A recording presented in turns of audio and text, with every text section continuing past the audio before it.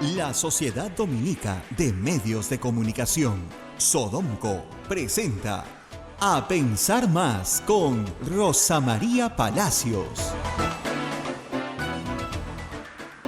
Muy buenos días, señoras, señores. Bienvenidos a Pensar Más con Rosa María Palacios a través de las emisoras de la Sociedad Dominica de Medios de Comunicación.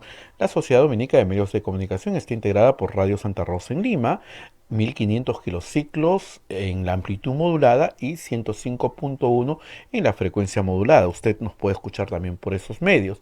Radio Santo Domingo en Chimbote, Radio San Martín en Arequipa, Radio Veritas Cusco, Radio Cepagua Ucayali, Radio Moro en Ancash, Radio La Decana y Radio Pública en Puno, Radio San Valentín en Juliaca, Radio Estación Solar en Apurímac, Radio Cumbre en Huancayo, Radio Milenio en Satipo, AM Tagua nos ponen podcast en todo el Perú y el mundo, y también los aplicativos móviles, la página web de Radio Santa Rosa, www.radiosantarosa.com.pe.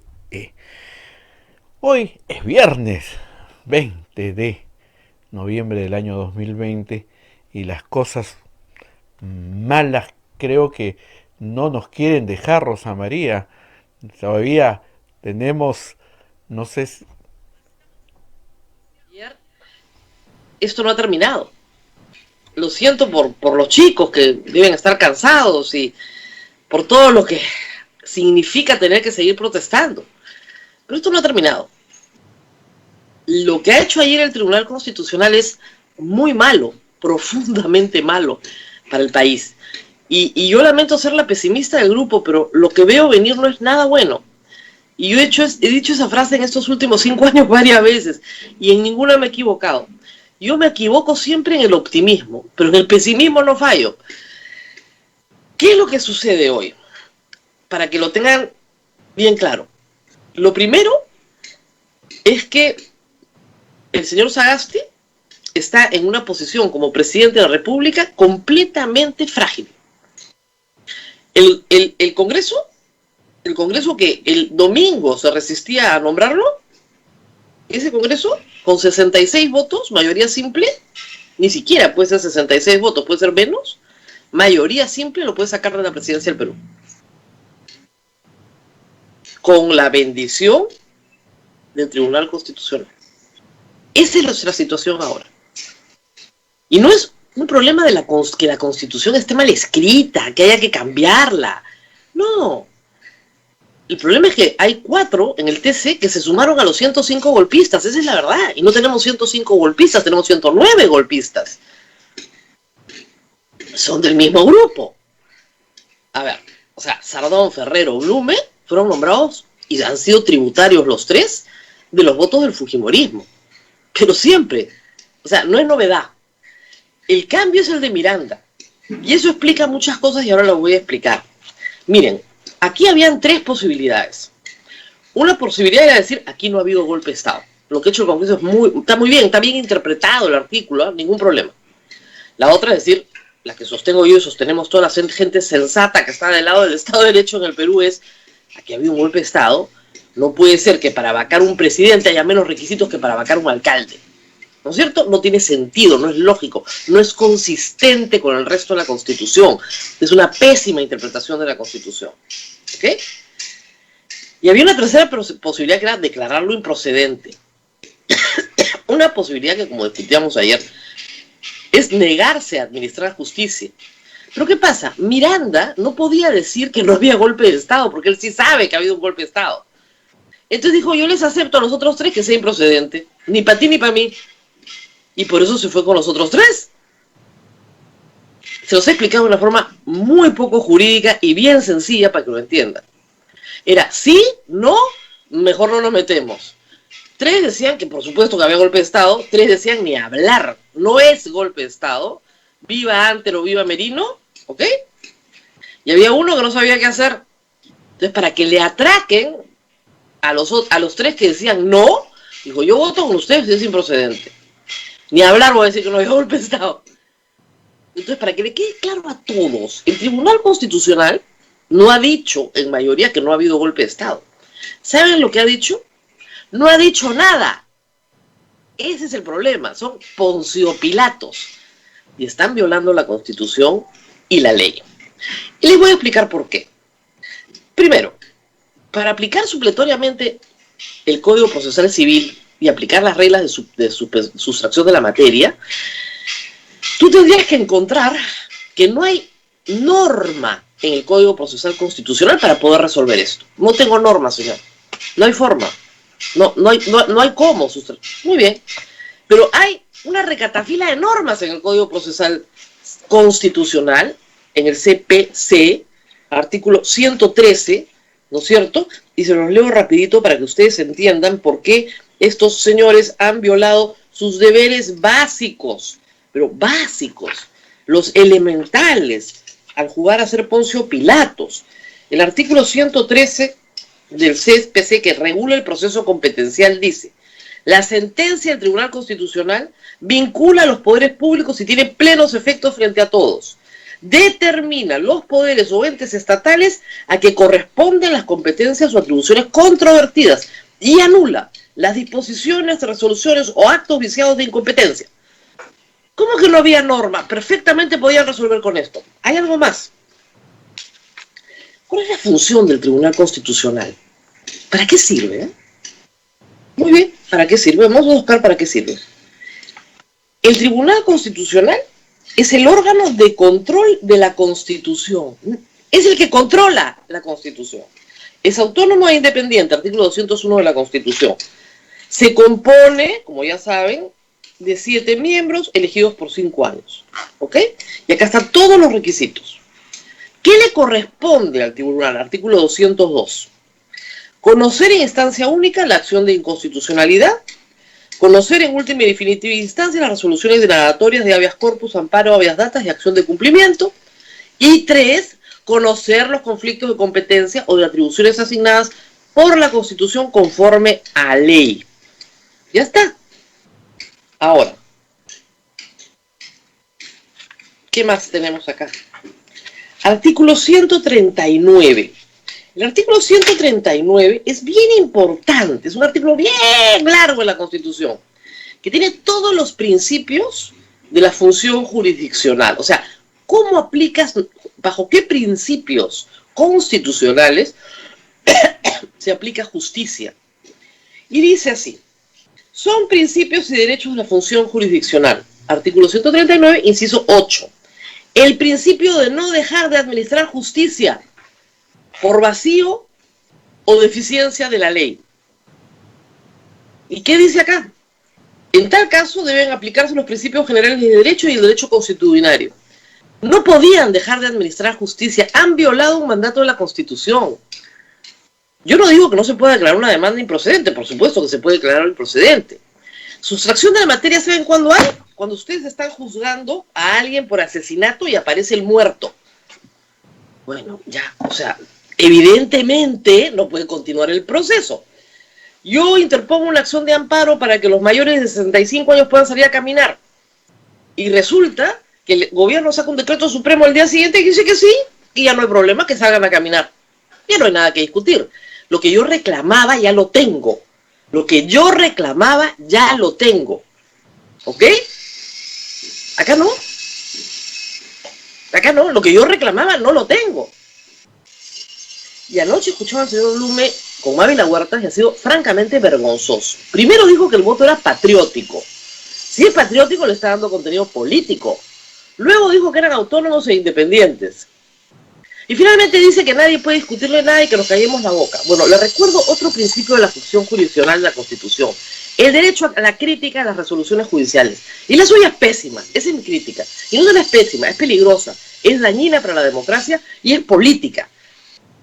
Y es tributaria de los intereses del fujimorismo, a las que estos tres siempre han sido tributarios durante los últimos 6 años. Esa es la verdad. Y esto es grave, porque deja en una situación precaria al presidente Sagasti, deja al presidente Vizcarra sin respuesta. Yo creo que debería poner un amparo, no para recuperar la presidencia, sino para que a través de ese amparo se diga que su derecho fue violado. Y ojalá que cuando llegue al Tribunal Constitucional después pueda ir a la Corte Interamericana. Y sería estupendo. Y que lo interponga allá. para saber en la Corte Interamericana qué piensan de lo que ha pasado en el Perú. Este es un golpe de Estado en todas partes del mundo. ¿No entienden que nadie reconocía a Merino como presidente del Perú? Hacen mucho daño y lo saben. ¿Qué pasaba si el Tribunal Constitucional ayer decía que esto era un golpe de Estado? Evidentemente, la denuncia por sedición, que va por cuerda separada, se puede poner igualito en el sistema penal peruano. No necesita la bendición del TC. Hubiera sido bueno, pero en fin. La demanda por sedición no va a ser tan potente. Entonces, el amigo Antero Flores Arauz, que es amigo de los tres que han querido votar esto no va a ser procesado por sedición. Merino probablemente regrese mañana al Congreso, o sea, no tiene ningún problema. Va a sentarse a su escaño. ¿Cuál es el problema? Y los 105 encantados, esperando, reagrupándose. ¿O ustedes creen que, a ver, vamos a poner un símil? Imagínense que a un choro el atraco le sale mal. ¿Ok? No lo chapan, se escapa, pero no se llega a robar nada. Pero el botín estaba bueno, ¿eh? ¿Ustedes creen que no va a volver? Va a volver de todas maneras, porque si el botín está bueno, va a volver. No quieren elecciones el próximo año. Quieren otras cosas de manera particular y están con sangre en el ojo, porque perdieron. Y porque perdieron porque la calle los votó a patadas, cosa que no ha pasado nunca en el Perú. O sea, sí ha pasado en el siglo XIX, pero de otra forma, ¿no? No en el siglo XX, no de esta forma. Lo que tenemos es muy malo, pero más adelante en el programa va a estar con nosotros Eloy Espinosa, para que él explique el sentido de su fallo, que fue decir, sí señores, aquí ha habido una, como dicen los constitucionalistas, una vulneración de la constitucionalidad y que pretendía darle algún sentido a la frase incapacidad moral permanente. ¿Por qué? Porque es una frase, reitero, que ha estado en la Constitución desde el siglo XIX, ha estado desde siempre y nunca se ha usado de esta forma, porque nunca fue concebida para ser usada de esta forma. Fue concebida para que un presidente deje de ser presidente porque no estaba apto física o moralmente, en el sentido de no poder discernir del bien del mal porque tenía una enfermedad mental. Una persona esquizofrénica, una persona con Alzheimer. Empieza la enfermedad, el Congreso dice, ¿saben qué? Mejor no. ¿Ok? De repente puede un tiempo más, pero no es prudente. Por eso el estado físico de un presidente es muy importante. Por eso el estado mental de un presidente, su salud mental también es muy importante. Pero no significa, ¿no es cierto?, como yo explicaba ayer a otra audiencia, que tú puedas vacar a un presidente de la República con menos requisitos de los que vacas a un alcalde. En ningún sistema presidencial del mundo sucede eso. Reitero, en el Perú no hay impeachment, o sea, no hay juicio político al presidente de la República. Y un impeachment en Estados Unidos, que es el padre de la criatura, necesita plazos, abogados, proceso largo, comisiones, o sea, se desarrolla un juicio completo en la Cámara de Representantes e interviene la Cámara de Senadores. Un impeachment puede durar 1 año o 2. Ojo. Entonces, no hay impeachment en el Perú. No hay revocatoria del mandato para el presidente de la República. Hay para alcaldes y gobernadores. No hay para congresistas, no hay para presidente. Porque si hubiera para presidente, tendría que haber para congresistas. Y creo que seríamos muy felices todos, ¿no? Muy bien. No hay. No hay interpelación y no hay censura. Eso es para los ministros. ¿Ok? ¿El presidente puede ser juzgado durante su mandato? Sí, pero solo por 4 delitos. Como son delitos, esos 4 están en la Constitución. Y durante el proceso no se le destituye, se le suspende. Se le suspende durante el proceso de esos 4 delitos y nada más que esos 4 delitos. Los demás delitos, cuando termine su mandato. Esas son las reglas del juego de la Constitución. Acá creo no. Parece, se supone que ha cometido un delito. Entonces, lo vacamos. Lo han destituido por delito sin que exista esa causal en la Constitución. Eso, miren, un idiota, realmente un cachimbo en una facultad de Derecho se los explica. El más pavo de la clase. Y me vas a decir que 3 magistrados del tribunal y 4 con Miranda no saben eso. Lo saben perfectamente, lo saben mejor que ustedes, mejor que yo, mejor que nadie. Pero en un momento crítico de temblor así de la tierra, en ese momento han dicho, ¿sabes qué? Pilatos, tráeme el agua, me lavo las manos. ¿Y saben qué es lo peor? Que hemos defendido que este Congreso no los reemplace. Porque lo que puede elegir este Congreso es peor que eso. Pero yo espero que un nuevo Congreso los reemplace de inmediato y escoja personas que entienden qué cosa es el Estado de Derecho y no ser tributario de sus políticos de turno. No tienen ninguna independencia. Nunca la han tenido. Nunca la han tenido. Ojalá la tuvieran. Nunca la han tenido. Y yo lo sé muy bien. O sea, no me tienen que contar la historia. Ayer, antes de que venga el señor Eloy Espinosa, la señora María Elena Ledesma tuvo un discurso muy crítico de la propia sentencia. Y Bluma estaba resentido anoche, decía, no puede ser. Ella tiene que representar la posición de la mayoría. No tiene que representar la posición de la mayoría cuando la posición de la mayoría es francamente inmoral. La neutralidad frente a la injusticia es una inmoralidad por parte de un juez. Eso lo enseñamos en ética. Ni por parte de cualquiera. Se puede ser y se tiene que ser un juez imparcial. Eso de todas maneras, no hay discusión. No se puede ser neutral ante el mal. Cuando tú eres neutral ante el mal, eres un inmoral. No se puede ser neutral frente al mal. Nunca se puede ser neutral frente al mal. Y si ellos no pueden distinguir el bien del mal, dígame, ¿quién es el incapaz moral permanente acá? ¿Los 4 señores del Tribunal Constitucional o Vizcarra? ¿Quién es el incapaz moral? Frente al mal no se puede ser neutral. Se puede ser siempre imparcial. No tomo partido y escojo con justicia lo que esa persona o esa causa merece. Porque la justicia es dar a cada quien lo que merece. Pero no puedo ser neutral frente al mal. Y ayer han decidido ser neutrales frente al mal. En un país en crisis, en llamas, con muertos, con heridos, con un Congreso vacador, con todo eso han decidido ser neutrales frente al mal. Qué triste, francamente, qué triste para un juez ser neutral frente al mal. Qué triste destino, de verdad. Qué pobreza, de verdad. Es terrible, qué pobreza moral. Frente al mal voy a ser neutral. No voy a decir nada. Dice, oiga, pero démosle contenido al... No, ¿para qué le vamos a dar contenido? No, que quede así nomás. Para que la inestabilidad continúe. Para que los presidentes sean precarios, y todos los que vengan. Vamos a destruir la democracia. En eso está, en la destrucción de la democracia entusiasta. Con la celebración, por supuesto, del APRA, ¿no?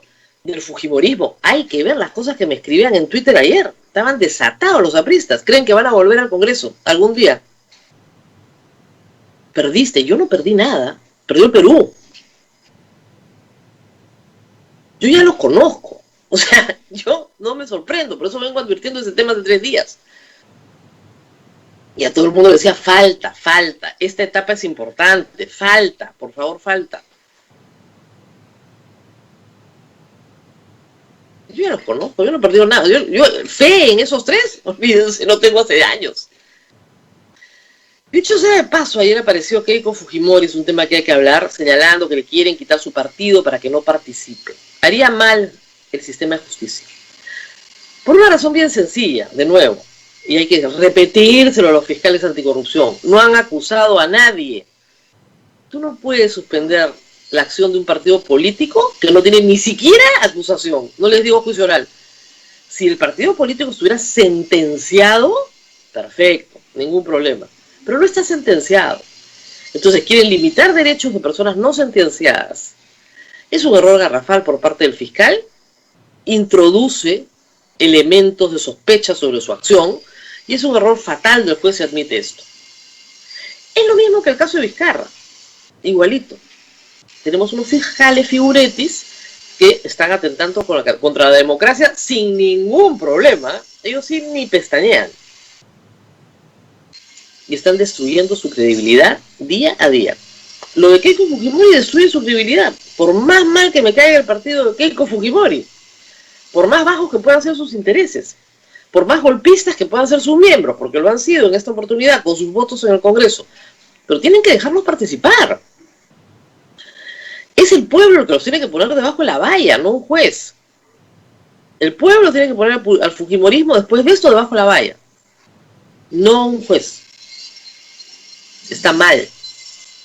Y además, obviamente, Keiko Fujimori utiliza esto para martirizarse.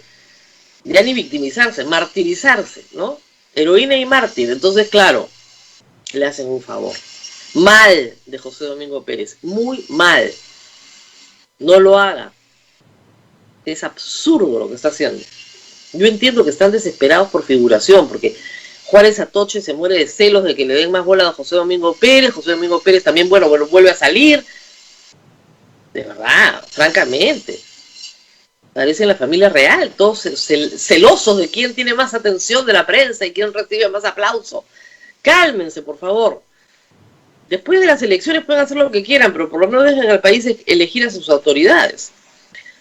Felizmente, el presidente de la OMPE, el jefe, perdón, no es presidente, hay tantos presidentes últimamente, el jefe de la OMPE ha dicho que hay elecciones el 11 de abril, sí o sí. Así que vamos a elecciones. Les guste o no les guste, a algunos participar. Y en estas elecciones, como saben, por las nuevas reglas, tienen que participar todos, porque si no participas, pierdes tu inscripción. Y bueno, por lo menos morir peleando, ¿no? Por lo menos. Y así estamos. A ver, 8:25, quiero, por supuesto, darle bastante tiempo a Eloy Espinosa, que está en unos minutos con nosotros. ¿Te parece si hacemos la pausa y entramos con él? A ver, lo que sucede es que hoy es viernes, y los viernes nos vamos temprano, entonces quisiera darle bastante tiempo a Eloy Espinosa y me gustaría hacer la pausa ahora para que pudiera entrar el doctor y explicarnos, bueno, lo que les he explicado yo de una manera muy rudimentaria y básica y que ellos se los explique con más propiedad jurídica. Sí, Rosa María. Justamente estaba hablando con el doctor Eloy Espinosa, porque tú sabes que el doctor Eloy Espinosa hoy día ha sido requerido por todos los medios de comunicación y ya terminó la otra entrevista y ya me llamó para decirnos que ya podemos enlazar con él. No sé si Julio ya puedes enlazar con... ¿Ya lo tienes al doctor? Mientras hacemos el enlace, Rosa María, nos vamos a la pausa. Usted no se mueve de la sintonía de Radio Santa Rosa. Y el doctor Eloy Espinosa Saldaña nos va a contar todo, y vamos a poder entender con claridad y que no nos engañen, ¿no? Porque dicen, declaró que no hay golpe de Estado. Sí, que no era golpe de Estado, ¿no?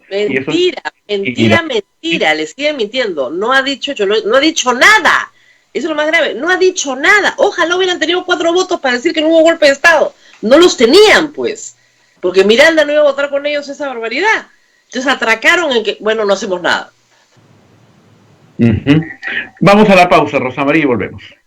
Continuamos con A Pensar Más a través de las emisoras de la Sociedad Dominica de Medios de Comunicación. La Sociedad Dominica de Medios de Comunicación está integrada por Radio Santa Rosa en Lima, 1500 kilociclos y 105 en la amplitud modulada, 105.1 pero solamente al sur de Lima en la frecuencia modulada. Radio Santo Domingo en Chimbote, Radio San Martín en Arequipa, Radio Veritas Cusco, Radio Cepagua en Ucayali, Radio Quillabamba en la Convención, Radio Madre de Dios en Puerto Maldonado. Son las emisoras dominicas del Perú.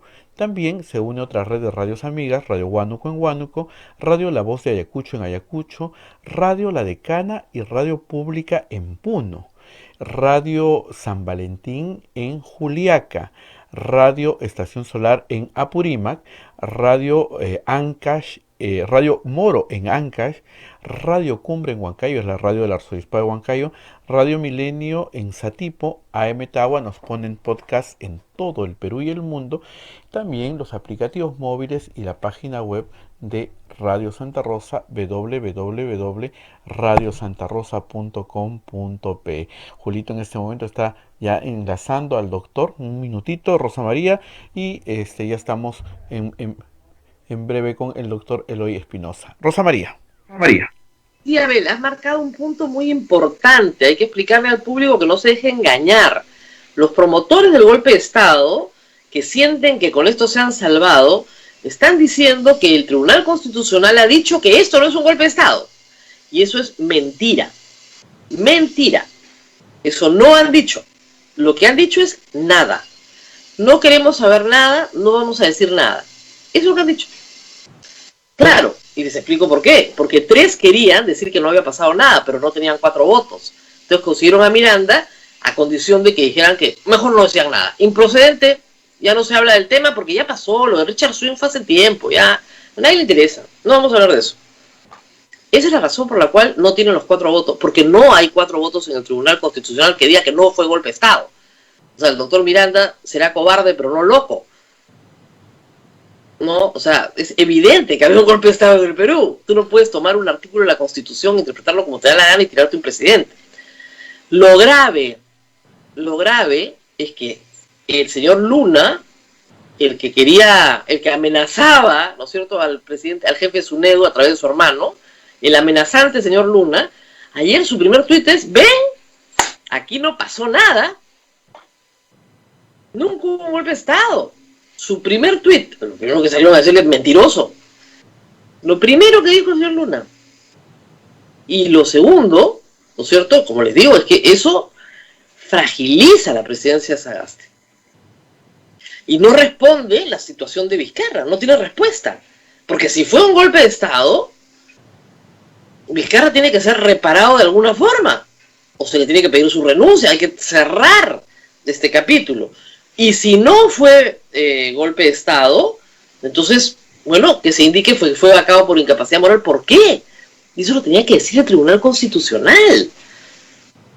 Pero ha decidido no decir nada, porque no puede decir que Vizcarra fue vacado por incapacidad moral, porque no puede explicar por qué le han aplicado un artículo que es para delitos,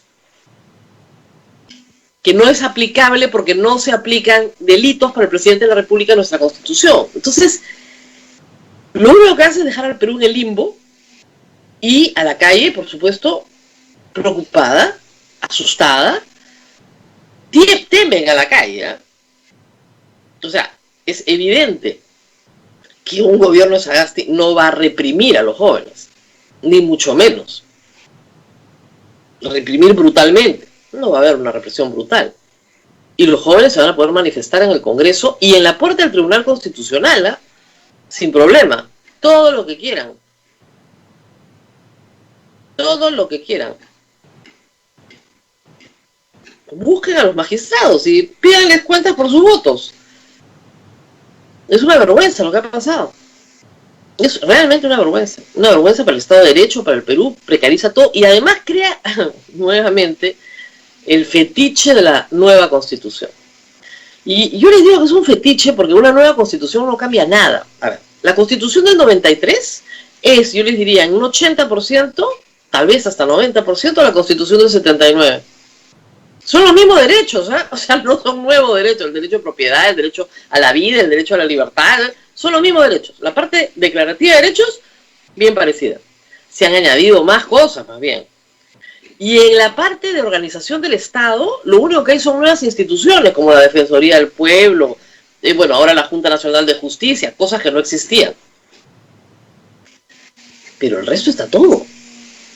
El Ministerio Público se crea con la Constitución del 79, está. Puedes cambiar las reglas de elección, de conformación, de las entidades, todo lo que tú quieras, pero eso se puede hacer bajo reforma, bajo el sistema de reforma previsto en la Constitución. Pero para hacer eso, tienes que tener un Congreso con ganas de reformar. ¿Ustedes se imaginan a estos 130 congresistas, porque si vamos a votar, vamos a elegir igualito de peor? Puedes abrirlo. A ver si me escucha. Ellos se van a... Los 130 fulanos que vamos a elegir. No puedes abrirlo, no sé por qué. Muy bien. Ya tenemos, me parece que ya tenemos al más Espinosa en la línea. Sí. No lo vemos, pero lo escuchamos. ¿Lo ¿Me escuchamos? escuchan bien? ¿Me escuchan bien? Sí, Perfectamente. doctor, lo Tiene escuchamos. tiene que prender la La cámara. cámara nomás No, ya, falta. ya la aprendí, pero parece que hay un problema con mi Skype y estos problemas de la nueva normalidad. Vamos a ver si ahorita lo hemos estado intentando, a ver si hay suerte. Ahí está, ya va a entrar, ya va a entrar. Hay que tener paciencia, hay que tener paciencia. Ahí Ya, va. lo que he desarrollado en estos últimos 6 años y medio en el tribunal es mucha paciencia, Rosa María. ¿Qué quieres que te diga? Si no hubiera tenido paciencia, en fin. Entonces, siempre un placer estar contigo y a tu disposición. Bueno, doctor, vamos a explicarle al público. A mí lo primero que me interesa que el público entienda es el sentido de su fallo. Así es. Explíquenos lo que usted vio, lo que usted entendió, quiso entender, falló. ¿Qué fue lo que falló usted? Muy claro, el tema es, aquí en el Perú tenemos un artículo de la Constitución que dice que se puede vacar al presidente por grave y permanente incapacidad moral. Es el artículo 113, inciso 2, para que tu gran legión de oyentes y televidentes lo puedan tener claro. Entonces, este artículo fue hecho en la Constitución de 1839 pensando en incapacidad mental. O sea, la idea moral mental es porque si el presidente está loco, porque entonces en ese momento no votaban las mujeres, recién entran a votar con Sánchez Cerro muchos años después. Y en realidad el gran problema se genera básicamente con la caída de Fujimori. Porque con la caída de Fujimori, todos indignados por cómo se fue, el Congreso hace 2 gestos. Uno, le quita la firma a la Constitución, la firma de Fujimori, y el segundo, en vez de declarar la vacancia porque haber abandonado el país más allá de la autorización que tenía, le dice por incapacidad moral. Entonces acá hay un problema. La vacancia, como bien sabes, Rosa María, en realidad es un hecho objetivo de la realidad que nos determina si estás en condición o no ser presidente. Por eso, vacancia es muerte, vacancia es renuncia, vacancia es si te vas sin autorización del Congreso o si teniendo autorización del Congreso te tomas más tiempo. Y encajaba en esa lógica el asunto de física, incapacidad física o mental, porque claro, detectar si una persona no está en condiciones físicas, porque no cualquier deterioro físico, pero no grave, que no tenga entonces discernimiento o esté pues un presidente esquizofrénico, ¿no? Entonces, eso era la idea. Con Fujimori se rompe y aquí viene el aprovechamiento para tratar de colocar cualquier situación que el Congreso considere de mal desempeño para juntar 87 votos y, disculpa la expresión grosera, cargarse al presidente. Entonces, lo que nosotros planteamos es, primero, hay que darle un contenido material a esta incapacidad moral. Y además establecer un procedimiento para su trámite. Y distinguiendo lo que es una situación de vacancia, hecho objetivo, que se puede terminar, de cualquier evaluación de mal desempeño, que para eso tenemos el artículo 100, que hace el juicio político, que tú lo has explicado muchas veces y muy bien en tu programa. Entonces, luego de establecer contenido y establecer procedimiento, un trámite, comisión que vea esto, doble votación del Congreso, evaluar los 2 supuestos últimos que ha habido de moción de vacancia, porque acá hay una cuestión que se dice que no es cierta, hablando de sustracción de materia. Para decirlo en corto a los ciudadanos, sustracción de materia es cuando ya yo reclamé por algo, pero lo que reclamé ya se hizo, o el daño es irreparable y ya no vale la pena hacer más, por lo menos en el ámbito constitucional. 4 colegas míos me han presentado la discusión sobre el caso Swing. El caso Swing ya el Congreso se pronunció, no hay más que discutir, y no es cierto. Pues una cuestión, un proceso competencial para los que nos están viendo y oyendo, es la discusión sobre el margen de atribuciones de las instituciones. No es, por eso es una discusión que tiene impulso público. Una vez que se ha planteado, sigue.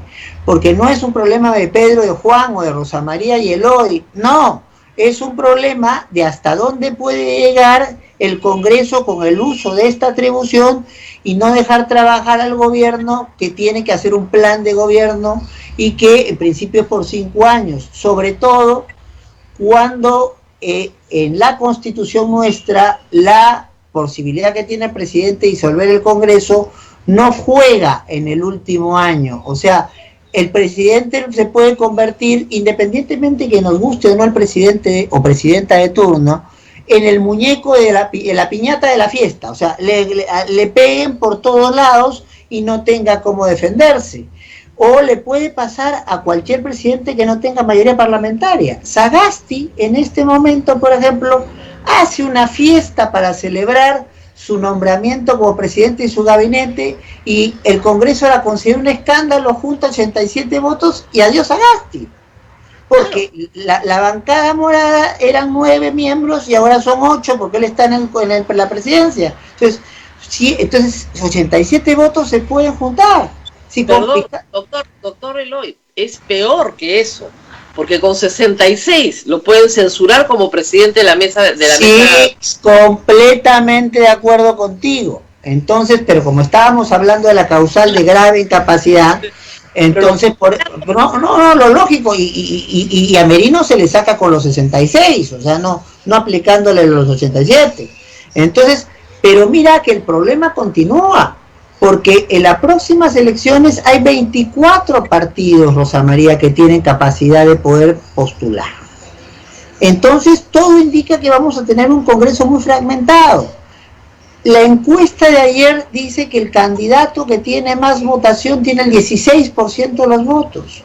Entonces, ¿cuál es un escenario muy probable en el próximo Congreso? Un Congreso donde el presidente no tenga mayoría parlamentaria. Y si no tiene mayoría parlamentaria el presidente, entonces otra vez a la piñata. Porque finalmente el Congreso puede juntar 87 votos y adiós con el presidente, vendrá el vicepresidente o vicepresidenta y podemos volver a esta situación de incertidumbre que a nada bueno lleva al país. O sea, no es ni política, ni económica, ni socialmente conveniente que un país tenga 3 presidentes en una semana. Esas cosas no ayudan absolutamente a nadie. Y eso es lo que buscábamos resolver con nuestro voto. Entonces, plantear pautas de cómo se entiende esto, cómo se tramita esto, qué se hizo en el camino. Entonces, para mí, se violó la Constitución con las dos vacancias, pedidos de vacancias, y constatar que en el caso del Congreso, el Congreso al censurar a Merino, de alguna manera había subsanado su problema, y bueno, Sagasti era un presidente cuya situación no se discutía. Entonces, es el sentido de mi voto. Ahora, ¿qué pasa con Vizcarra, doctor Espinosa, en el sentido de su voto? Porque si Vizcarra fue arrojado del poder en un acto inconstitucional, entonces Sagasti no puede ser presidente. ¿Qué pasa con Vizcarra? Entonces, cuidado, porque el Congreso, como tú bien has anotado, al censurar a Merino y poner, siguiendo todas las pautas inconstitucionales y legales puestas a Sagasti, hay una situación de lo que los abogados, tú bien sabes, llamamos una subsanación del vicio cometido.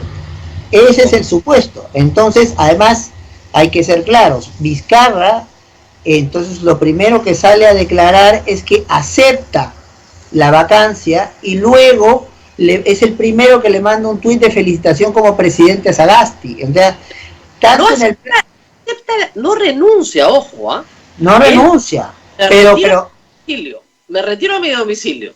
Pero acepta la decisión del Congreso de vacarlo públicamente. Entonces, con lo cual el presidente entonces ha terminado lo que decimos ahora, convalidando una situación que si yo hubiera sido consejero suyo no le hubiera dicho que no lo haga. Pero había un espacio para pelear y largo.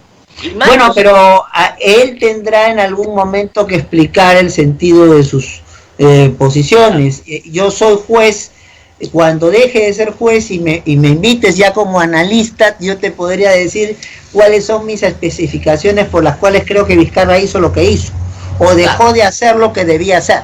Pero eso ya está en el...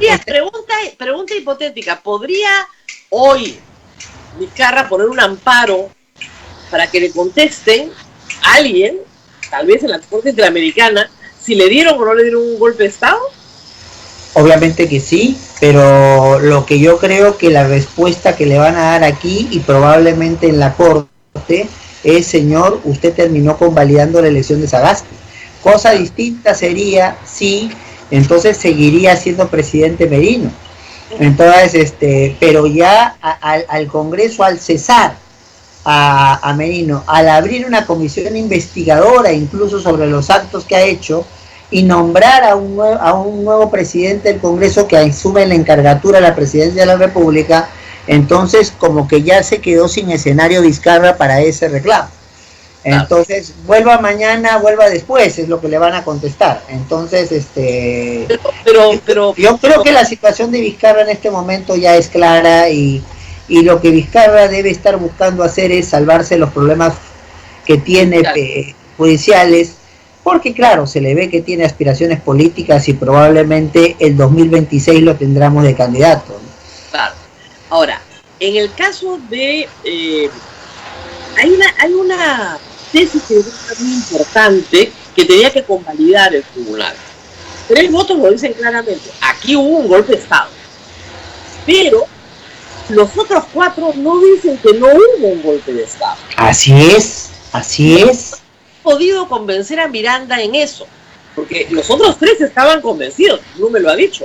Mi voto era porque había golpe de Estado, porque no había nada, no había golpe de Estado. Es evidente que Miranda, que está al medio, no han podido convencerlo. Entonces Miranda dijo: yo voto con ustedes si nos lavamos las manos como Pilatos. ¿Es así? Pero yo no voy a hacer juicios de valor, como podrás comprender, sobre los colegas.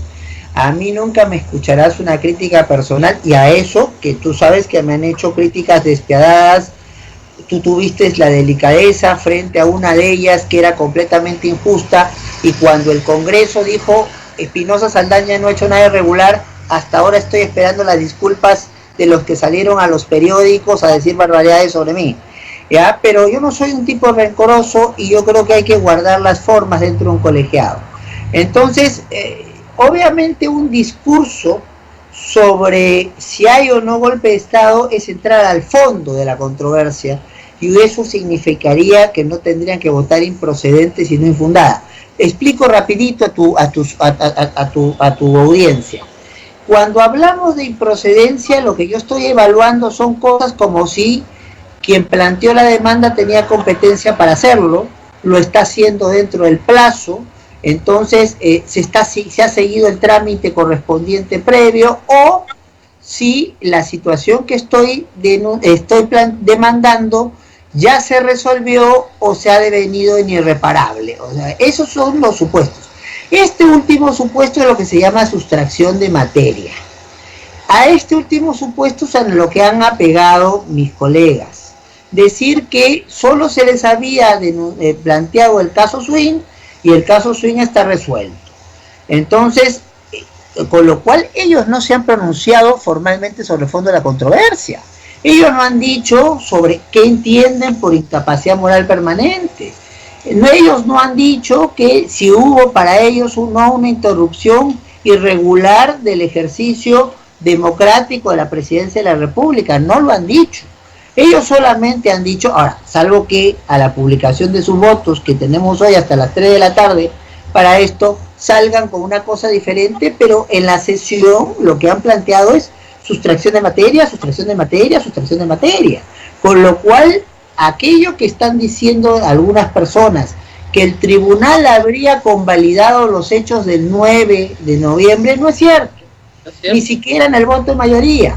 Porque el voto de mayoría lo único que dice es: oiga, me llaman para, ponerlo en términos deportivos, me llaman para que sea árbitro de un partido que ya terminó.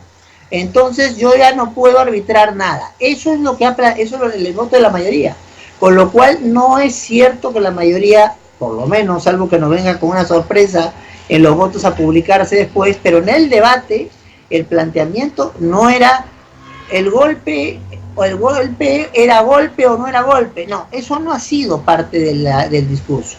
Y obviamente nuestra posición sí es clara, nuestra posición es que hubo un uso inconstitucional de la causal grave incapacidad moral, entonces, y que esto implicaba una serie de actos que tenían que ser declarados nulos, y que finalmente el Congreso, al cesar al señor Merino, al ponerle una comisión investigadora a los actos del señor Merino, de alguna manera había subsanado parte del problema. Y ahora, eso no lo exime de responsabilidades penales, ya la fiscal de la Nación ha abierto una investigación preliminar, y entonces, y de obviamente eventuales sanciones del mismo Congreso. No por algo el Congreso ha hecho una comisión investigadora que podría, por ejemplo, plantear acusaciones constitucionales contra ellos. Ahora, doctor, a mí lo que me preocupa es que utilicen un principio, el de sustracción de la materia, que viene del Código Procesal Civil, de manera supletoria, no utilicen los principios del Código Procesal Constitucional, y sobre todo, infringen la Constitución. El artículo 139 y 18 es bien claro. No se puede dejar de administrar justicia. Lo que han hecho es lavarse las manos. Han decidido no administrar justicia. Y eso es bien grave para el país, porque las consecuencias políticas de esto pueden ser gravísimas. ¿Usted me puede explicar por qué? Yo sé que usted no se puede poner en la cabeza de sus otros 4 colegas, pero ¿por qué es negarse a administrar justicia? Bueno, yo no lo entiendo. Entonces, respeto las posiciones distintas, pero no lo entiendo. Yo creo que la labor de un juez constitucional es pacificar. Y había una situación de conflicto que había que pacificar. Que la labor del juez constitucional es integrar, o sea, generar consensos para poder avanzar. Y que la labor de un juez constitucional es ordenar. Cuando hay algo que es impredecible, ponerle pautas, órdenes, interpretaciones claras a poder seguir. Claro. Y ninguna de estas cosas se ha hecho con el voto de mayoría. Entonces, yo creo que el tribunal ha perdido una oportunidad muy importante para afianzar lo que son sus competencias en general y para resolver un desencuentro que hay, que está generando una situación de desequilibrio dentro del sistema político peruano. Entonces, yo creo que es un grave error, con todo respeto a mis colegas, pero bueno, en un colegiado, en pautas democráticas, mayorías mandan, aunque sea por un voto, y tengo que aceptar una sentencia que no comparto. Ahora, en el caso, por ejemplo, hay que explicarlo esto al público. Hay algunos que dicen no, que el tribunal no puede ir más allá, perdón. La Constitución no dice en ninguna parte, ni siquiera el reglamento del Congreso originalmente, ahora sí, que se necesitan 87 votos para vacar al presidente. Es más, eso lo introdujo el tribunal.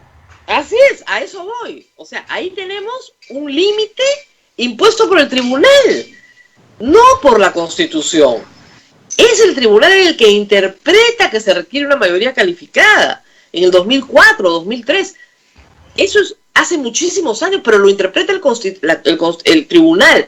¿Por qué no podía el tribunal ahora interpretar, por ejemplo, que el último año, que no se puede disolver el Congreso, no se puede vacar al presidente? Por ejemplo, ¿por qué no podía? En realidad sí podía, y es lo que hemos hecho muchas veces, incluso en esta composición. ¿Por qué? Porque la Constitución tiene cláusulas abiertas que se pueden interpretar en diferentes sentidos, y muchas veces uno la interpreta. Justamente la labor del tribunal es lo que llaman los especialistas concretizar la Constitución, hacerla aterrizar para que pueda resolver problemas concretos. Entonces, nosotros le hemos dado, la Constitución dice huelga, pero no dice qué tipo de huelgas, qué se entiende por huelga. Entonces, quien ha tenido que regular somos nosotros, y dándole pautas al legislador, y así con una serie de derechos e instituciones de la Constitución. Voy al ejemplo que tú planteabas. Entonces, cuando Toledo tenía una popularidad muy baja y una resistencia muy fuerte del Congreso, 65 congresistas fueron al tribunal a decirle, oiga, queremos vacar a este señor, pero no sabemos si podemos o no podemos, porque entonces, entre otras cosas, no hay un marco garantista para determinar, porque si no el señor va a decir me votaron por gusto y después va a ir a unas internacionales y volver. Entonces el tribunal establece una serie de garantías y la más conocida es de los 87 votos. Eso pone el tribunal porque esa es su labor. Su labor es desarrollar. La Constitución es un punto de partida, Rosa María, no una camisa de fuerza. Entonces, tú partes del parámetro constitucional para aplicarlo, para precisarlo y porque así resuelves los problemas concretos de una realidad que siempre es compleja y cambiante. Entonces, es nuestra obligación, cuando tenemos una cuestión imprecisa en la Constitución y que además genera zozobra en el sostenimiento del sistema político vigente, pronunciarnos. Ahora, yo respeto a mis colegas, pero creo que han cometido un grueso error y que se ha hecho perder al país una oportunidad importante de resolver un tema que a gritos reclama ser resuelto, porque como hemos conversado hace unos minutos, cualquier presidente de la República está en absoluto riesgo si no tiene mayoría parlamentaria, y eso lo hemos vivido en los últimos años. Claro, lo que ha generado este fallo son dos cosas, doctor, que son graves. La primera es la indefensión de Sagasti, que precariza su presidencia de una manera brutal, y dos, con las mismas personas, ¿no?, en el Congreso, y dos, que la izquierda, que siempre es bastante miope en estos temas, crea que ha llegado un momento constituyente y hay que derogar la Constitución del 93, convocar una asamblea constituyente y hacer otra cosa. Porque hacer otra cosa, hay que decírselo, no es posible porque la Constitución siempre es la misma cosa. Una lista de derechos, ¿no es cierto?, y una forma de organización del poder. Pero en fin, ¿no cree usted que han generado problemas muy grandes, esos dos problemas muy grandes, a causa de este voto, y que no les importa? Me tengo que ir con cuidado para responderte, porque tú eres una brillante abogada y analista, pero yo soy un juez. Entonces el juez no puede ponerse, el árbitro no puede ponerse la camiseta de uno de los equipos que está jugando. Entonces tengo que irme. Dígale a sus 4 colegas. Yo respondo por mis actos. Entonces, ahora, el tema en el caso de la presidencia de la República, se llame Sagasti, se llame de cualquier manera, es muy claro. Junto 87 votos y destituye y va con presidente. Eso es muy claro. Ahora, con respecto al tema de una nueva constitución, esta no es una discusión nueva. Nosotros hace 20 años ya, parece mentira, cuando Valentín Paniagua convoca a un grupo de supuestamente expertos, entonces tuve el honor de estar en ese equipo, entonces la discusión era esta: oiga, cayó Fujimori, cambiamos de constitución, le metemos algunas reformas a esta. En realidad lo que decide eso es el acuerdo político, porque no perdamos de vista, como profesores de Derecho Constitucional que somos ambos, entonces la Constitución es un acuerdo político que establece reglas jurídicas para que la sociedad se desenvuelva lo mejor posible y cada cual alcance sus necesidades humanas básicas. Entonces, ¿cuándo se cambia una Constitución? Cuando ya no hay consenso político, que estas son las reglas de juego que sirven. Chile, en la coyuntura reciente. Yo no tengo elementos de juicio para ver si lo que estamos es hablando de un descontento de la clase política, o lo que estamos es hablando de un descontento de las reglas de juego, o ambas cosas. Entonces, lo que hay que evaluar, y aquí ya no habla el magistrado, sino el profesor de Derecho Constitucional, entonces lo que hay que evaluar es si hay un consenso político para hacer reformas o para establecer una nueva constitución. Porque si no lo hay, lo que queda es la interpretación de los intérpretes vinculantes, o sea, un nuevo caso ante el tribunal, una ley interpretativa del Congreso, una modificación constitucional que pueda hacer el Congreso sobre esto. O sea, los escenarios dependen de con qué base se sostienen, y eso yo no lo tengo tan claro. Probablemente entonces una analista de lujo como tú lo pueda tener más claro que yo. Pero entonces yo me limito a explicar los escenarios que constitucionalmente se pueden dar, ¿no? O sea, Ahora, o sigo con el tribunal haciendo reformas, le paso la pelota al Congreso, el Congreso hace una ley interpretativa, el Congreso cambia el artículo de la Constitución, o la gente dice la Constitución del 93 no va y hay una nueva Constitución. Pero para eso tiene que haber un consenso político grande, suficiente, de que esta Constitución no iría para más. Y yo no sé si eso existe. muy bien. Ahora, preguntas finales porque hoy día nos queda poquito tiempo. Ya, con todo gusto. Ustedes se van a quedar probablemente un año más, porque el Congreso ha decidido sanamente, creo yo, y hemos defendido eso, no elegir a sus reemplazantes, que ya toca reemplazarlos, porque, bueno, es evidente que tienen un manifiesto conflicto de interés. Yo creo que un Congreso que es capaz de violar la Constitución no puede elegir magistrados del TC, ¿no es cierto? Un año más, doctor, y eso va a ser para usted un encargo ya de 7 años. Hay quienes dicen que la posición de los magistrados en el TC también se fragiliza porque su cargo está vacante. ¿Ustedes lo sienten así? No, no podemos sentirlo así. O sea, no hay magistrados de primera y magistrados de segunda. O sea, uno asume, además la ley orgánica del tribunal es muy clara. Para evitar renuncias, como se dio en el caso Reboredo, entonces estableció que si nosotros nos vamos antes de elegir al reemplazante, tenemos responsabilidad administrativa y hasta penal. O sea, si yo me voy, mañana se pierde un expediente y yo soy el culpable. Entonces, y culpable administrativa y hasta penalmente, o sea, puedo ir a la cárcel por eso. Entonces, nosotros tenemos que esperar a la elección de nuevos magistrados. Y entonces se dé cuando se dé. Y dos, estas labores, Rosa María, son para ejercerlas a cabalidad hasta el último minuto que te toque. Nosotros tenemos la responsabilidad de proteger los derechos, de asegurar la limitación del poder, de garantizar la institucionalidad del país. Ese es nuestro trabajo, guste o no guste, hasta el último día. Y no hay que bajar los brazos. Podemos estar en desacuerdo con alguna sentencia, como seguramente algunos colegas están en desacuerdo con alguna sentencia que yo haya promovido. Eso es parte del juego democrático. Pero disminuir nuestra dedicación, no. Más bien hay que asumir siempre el compromiso de poner nuestro mejor esfuerzo para que la labor del Tribunal Constitucional, a pesar de eventuales errores, vaya de la mejor manera posible. Abel, seguramente tenemos preguntas del público, porque yo creo que la explicación es muy clara, pero yo estudié Derecho, entonces el público no. Entonces me gustaría saber si hay alguna pregunta del público.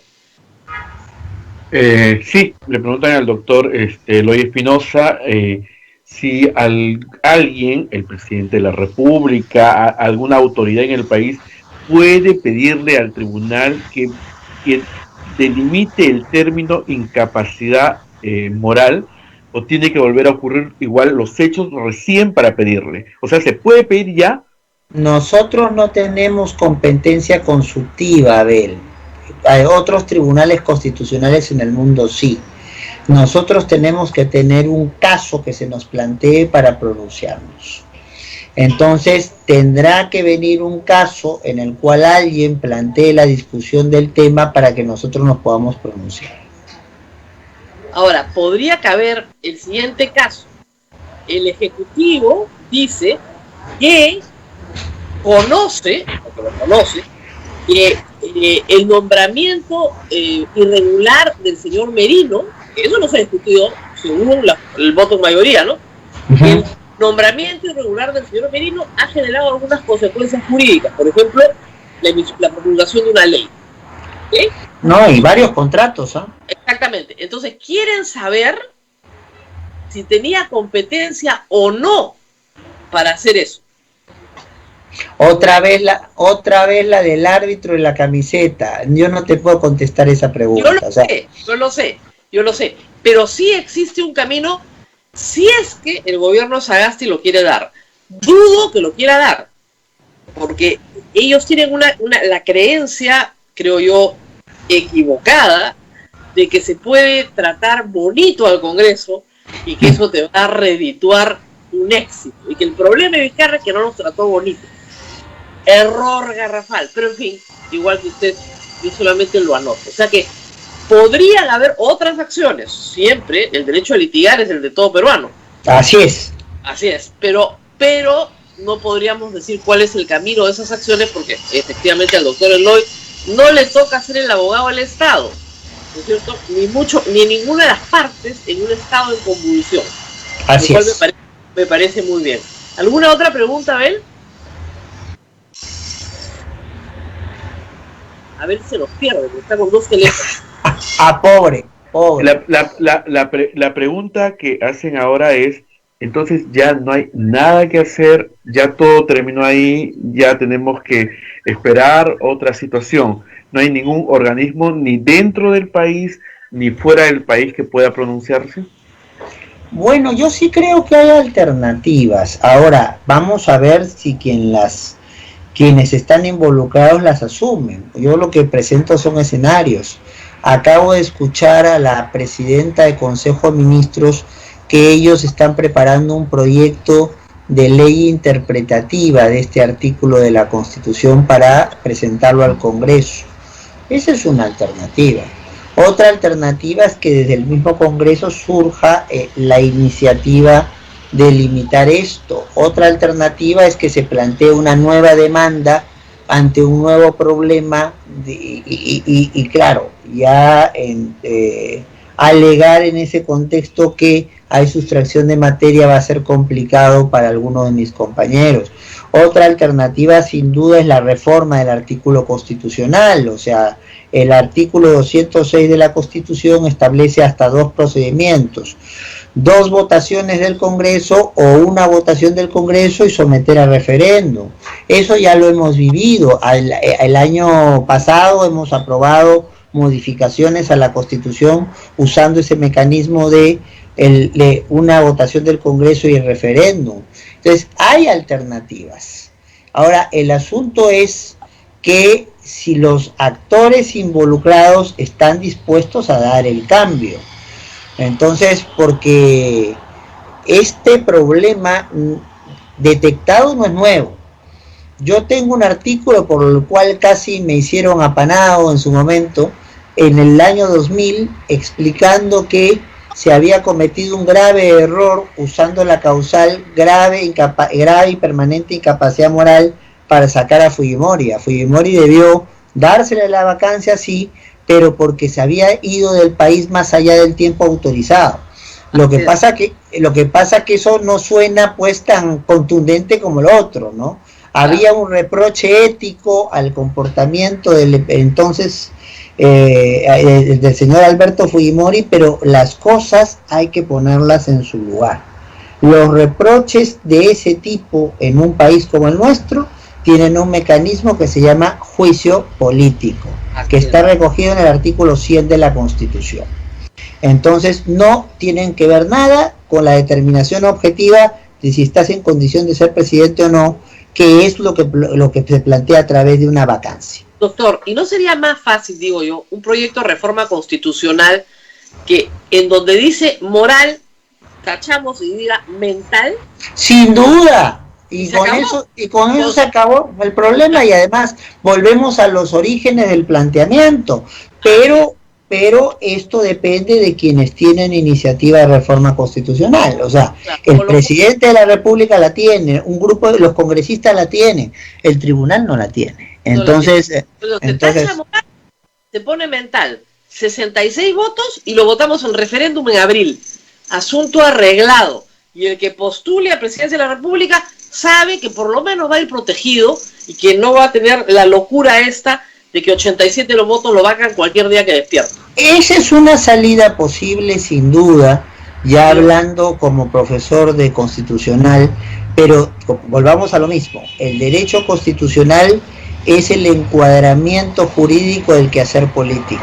Entonces, la decisión tiene que ser una decisión política del gobierno, del Congreso, y del Congreso y el gobierno conjuntos para ver si quieren hacer una reforma como la que estás planteando. Académicamente es inobjetable tu razonamiento, pero hay que ver si se lo compran, como dicen los chicos, ¿no? Podrían comprárselo por una razón, porque uno de los 24 líderes políticos que participan en las elecciones va a ser presidente del Perú, y le conviene. Por eso Claro, sola claro podría que ser. le conviene. Muy bien, doctor, nos vamos despidiendo, ¿verdad, Tabel? Sí, Rosa María, solamente acá se repite esta pregunta.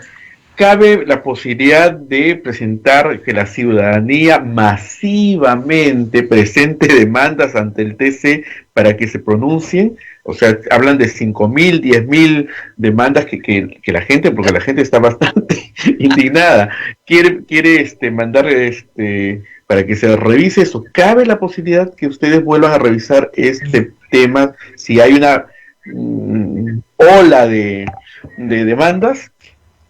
Yo comprendo la indignación de la gente, lo cual no quiere decir que no respete el fallo dado por mis colegas. Entonces, pero al tribunal no se entra de cualquier manera. Al tribunal se entra por ciertos canales que nosotros llamamos procesos. Entonces, el proceso competencial que se ha seguido no es un proceso que lo siguen los ciudadanos, es una cuestión de pleito entre entidades del gobierno, del Estado. Gobierno municipal contra gobierno nacional, un ministerio contra el Poder Judicial, etcétera, etcétera. Entonces, ese canal no está pensado para que Abel, Rosa María y Eloy junten 5.000 amigos y presenten firmas. No está pensado para eso ese canal. Por allí no podrían ir las cosas. Entonces, ahora, si plantee un amparo, bueno, habría que ver qué derechos podría alegarse que se han vulnerado. Entonces, y el amparo no se plantea directamente ante el tribunal, se plantea ante el Poder Judicial y llega al tribunal si es que el Poder Judicial no acepta las consideraciones del amparo. Entonces, no es tan fácil. En todos los países, la idea es que las altas cortes, como es este Tribunal Constitucional, no vean todos los casos, sino vean aquellos casos en los cuales hay una gran relevancia y por eso está muy, muy taxativamente señalado cuáles son nuestras competencias. Por ejemplo, no tenemos control preventivo, o sea, por más que veamos que una norma se está armando mal, no tenemos competencia para eso. No tenemos cuestión de atribuciones consultivas, o sea, podría venir 1 millón de ciudadanos a preguntarnos y nosotros no podríamos contestarle si viene a hacer una consulta.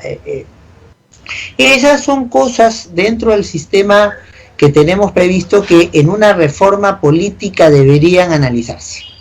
Yo creo que hay cosas que hay que ajustar. No puede ser que un presidente de la República no tenga capacidad de disolución en el último año de gobierno, no puede ser que se entienda de una manera tan laxa la incapacidad moral permanente, no puede ser que el Tribunal Constitucional no tenga, como en otros países del mundo, competencias consultivas que podrían ser útiles para orientar la interpretación de algunos temas y un largo etcétera. Pero ¿hay voluntad de hacer esas reformas políticas? Porque para poder hacer una reforma política tenemos que contar precisamente con la decisión de órganos políticos como el Congreso y el Gobierno. Eso ya escapa a la competencia del tribunal. Muy bien, muchísimas gracias, doctor Eloy, por haber estado con nosotros. Ha sido el doctor Eloy Espinosa Saldaña, magistrado del TC, aclarando muchos asuntos, creo, y queda claro que, claro, un capítulo se cierra, pero siempre se abren otros nuevos. Así que podemos caminar por otros caminos para encontrar la justicia que no ha sido alcanzada, creo yo. Rosa María, como siempre, un placer estar en tu programa. Un abrazo para ti y otro para Abel. Muchas gracias. Hasta gracias, pronto. Doctor. Hasta luego. Muy amable. Acá Muy como bien. le ponen gracias maestro, le ponen acá al doctor. Así que les transmitimos eso. Muchísimas gracias al doctor. Gracias a Eloy ustedes, Espinosa. gracias. Y nosotros nos Bien, Rosa despedimos. María. Nos Carles, tenemos que ir, Rosa María. Hay misa hoy día, misa del Señor de la Justicia. Mira qué oportuna la misa del Señor de la Justicia. A todos los que están buscando justicia en el Perú. Hoy día el padre Luis Enrique está haciendo la misa desde la Basílica de Santo Domingo, ¿abrió la puerta de la basílica o todavía, Abel? No, todavía no. Lo que está abierto es el museo, Rosa María, ¿no? Y el museo sí ya está abierto, así que pueden darse una vueltita por esta hermosa joya arquitectónica de Lima, que es el Museo de... Miren, mañana sábado, que está bonito, que hay sol, es lindo ver el museo en esta época del año. De verdad que sí, porque con sol las salas se ven preciosas. Realmente es muy bonito y vale la pena, es baratísimo y está cerca. No va a haber mucha gente y no hay mucha reunión social, no hay mucho que hacer ahora, entonces creo que vale la pena que se den una vuelta para que ustedes entiendan, cuando yo les digo que trabajo en un convento, entiendan dónde trabajo y puedan ver con sus propios ojos esta belleza de la arquitectura virreinal. Es una belleza. Sí, muy bien. Nos vamos. Nos vamos. Es viernes. Que tengas un lindo fin de semana. Esta vez espero que sí, un fin de semana en el que podamos dormir. Podamos descansar un poquito, no como la semana pasada, de verdad que sí. La semana pasada, efectivamente. Muy bien, nos vemos y será hasta el lunes. Hasta aquí, A Pensar Más con Rosa María Palacios. Este programa fue producido por la Sociedad Dominica de Medios de Comunicación, Sodomco.